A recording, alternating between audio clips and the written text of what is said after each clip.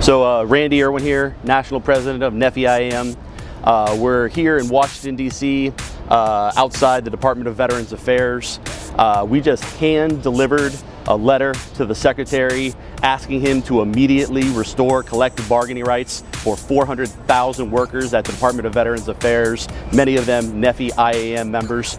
The President back in March signed an executive order to take away collective bargaining rights for over 1 million federal workers. It is the biggest attack on collective bargaining rights that we have ever seen in this country.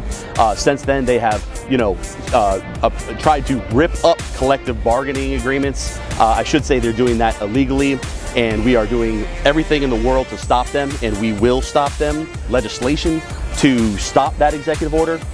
We've got a lawsuit that is playing out right now that would put the brakes on the implementation of that executive order as well.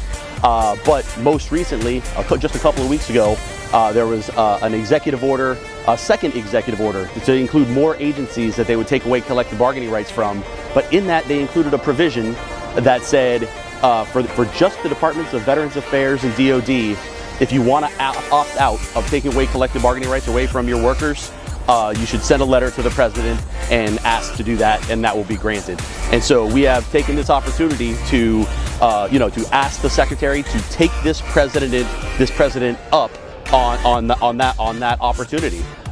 There's no doubt about it that taking away collective bargaining rights from workers, trying to make them at-will employees, is going to be terrible for veterans care in this country. And it just needs to stop. It's not fair. There's about 1/3 of VA workers are veterans, and they've had their First Amendment rights taken away by this president. And it's just a travesty that's happening. But they can fix the problems that this executive order is causing by just giving workers back their collective bargaining rights. That's what we'd like to see the Secretary do, and that's what we asked him to do today in this letter. And I do just want to make it clear to all of our members out there in the Department of Veterans Affairs, this union isn't going anywhere.